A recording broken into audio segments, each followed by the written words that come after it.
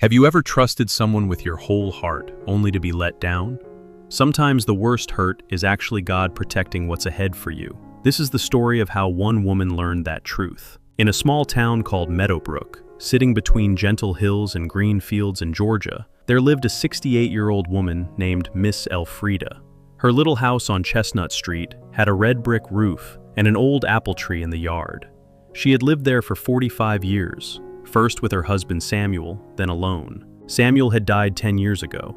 Since then, Elfrieda lived a quiet life. Every Sunday she went to church. She worked in her garden and helped people whenever they needed her. Her faith in God was strong, like an old oak tree. Elfrieda had a niece named Ruth, who lived in the city nearby. She loved Ruth like her own child. When Ruth's parents died, Elfrieda paid for her school, gave her money for her first place, and stood with her through every hard time. She prayed for Ruth every single night. Ruth visited Elfrieda every other Saturday.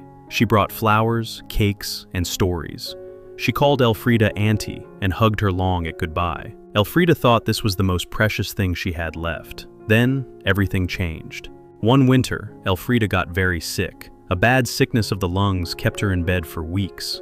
She called Ruth and asked her to come stay. Ruth came, but not from love. While Elfrieda was weak, Ruth asked for access to her bank account. Just for safety, she said. She asked Elfrieda to sign papers. Just normal business, she said. Elfrieda was sick and trusting. She signed everything. If you've ever trusted someone completely and they used your love against you, breaking your heart into pieces, then you know this pain. You were not alone. When spring came, Elfrieda found out the truth. Her bank account was almost empty. The papers gave most of her land to Ruth. Her own niece had stolen from her. She tried to call Ruth. After 3 days, Ruth sent one message. "You had enough. I deserve something too. Stop bothering me." That night, she knelt by her bed and cried hard. "God," she whispered, "I gave her everything. I loved her like my own child. Why did you let this happen? Why don't you protect me?" The quiet of the house felt like it was crushing her. Elfrieda felt more alone than ever. She felt like God had turned his face away. Maybe right now you're asking God why he let this happen to you, why he didn't stop it, why he allowed someone you loved to hurt you so deeply. Listen, God hears your questions. Weeks went by. Elfrieda stayed inside. She didn't go to church. Her heart was closed up tight. She felt abandoned by everyone, by Ruth, by Samuel, even by God. She stopped praying. She couldn't pray. She sat in the dark and felt nothing but pain. One morning in late spring, someone knocked on her door. It was Pastor Theodore from church, a kind man with white hair and peaceful eyes. "Miss Elfrieda," he said soft, "we miss you. God misses you. Can I come in?" Something in his face made her heart open. She let him in. At her small kitchen table, Elfrieda told him everything. The betrayal, the stolen money, the silence from Ruth. When she finished, she cried hard. The pastor was quiet. Then he said something she would never forget. "Miss Elfrieda, sometimes God lets people hurt us. Not because he forgets, but because he's protecting us from something worse. Ruth showed you her true heart. Maybe in 10 more years, she would have taken everything. But God loved you too much to let that happen. Your future doesn't belong in Ruth's hands. It belongs in God's hands."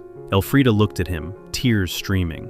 "But I lost everything." The pastor held her hand. "You still have your house. You got your health back. You have people who love you. You have God who never stopped loving you. That's everything you need to start again." Those words planted a seed of hope in Elfrieda's heart. The pastor came back every week. He prayed with her. He reminded her that God's love doesn't disappear when bad things happen. God's love is like the sun, always there, even when clouds cover it. Slowly, she started living again. She went back to church on Sundays. There she met Mother Edna from Oak Road, another widow. Edna had lost her husband too. Edna had been hurt by family too. But Edna still smiled. Edna still believed. Their friendship grew slow, but strong. Mother Edna said one day, "Miss Elfrieda, God didn't take Ruth away to hurt you. He took her away to save you. And he brought me to you so you wouldn't be alone." Elfrieda understood. God was working. Then something wonderful happened. One day the lawyer came with news. A distant cousin of Samuel's, a man named Augustine, had died. He left money to Elfrieda in his will. He had no children of his own. He remembered how Samuel had helped him long ago in hard times. Samuel had given him a place to stay when he had nothing. Samuel had fed him when he was hungry. Now, 40 years later, Augustine was repaying that kindness. God had remembered. God had kept track. God had a plan all along. The money wasn't huge, but it was enough to help Elfrieda's problems go away. It was enough to fix her roof. But the real gift was knowing that God was still taking care of her. While you were crying in the dark, thinking God had forgotten you, He was working behind the scenes. He was protecting you. He had a plan all along. God never stopped watching over you. One warm summer evening, Elfrieda sat under the apple tree. Edna was visiting. They drank herb tea together. The church bells rang in the distance. Children played on the path behind the house. Elfrieda closed her eyes and thought about the past year. The hurt from Ruth's betrayal was still there. But something new had grown beside it. A deeper kind of peace. A stronger kind of faith. She understood that God didn't stop the betrayal, but He protected her future. He showed her who Ruth really was before she could do more harm. He sent new people who truly loved her. He opened new doors. He brought blessing through Samuel's kindness from long ago. That night, Elfrieda knelt by her bed and prayed.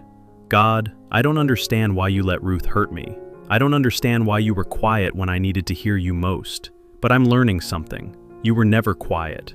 You were protecting me. You were working. You were making a way for me even when I couldn't see it. Heal my heart by making this pain mean something. Use my story to show others that God doesn't abandon us. Use my broken trust to teach that real faith isn't about everything being easy. It's about trusting you when everything is hard. And God, I pray for Ruth too. I pray that one day she will turn her heart back to you. And God, bless me not with the life I wanted, but with the life I need. Amen. And she learned the biggest lesson of her life. When people betray you, God doesn't punish you.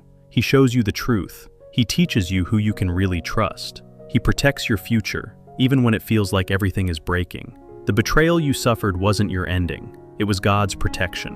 What you lost wasn't meant for you anyway. The people who left taught you what real love looks like. Trust God's timing. If you're hurting from betrayal today, God sees your pain and holds your future safely in His hands. He will never abandon you. He is working for your good right now. Hold on. Keep believing. Your story isn't over yet. If this story touched you, share it with someone who needs hope. Subscribe to Life's Talebook for more stories of faith and healing. Tell us in the comments, have you seen God protect you after heartbreak? We'll see you in the next story.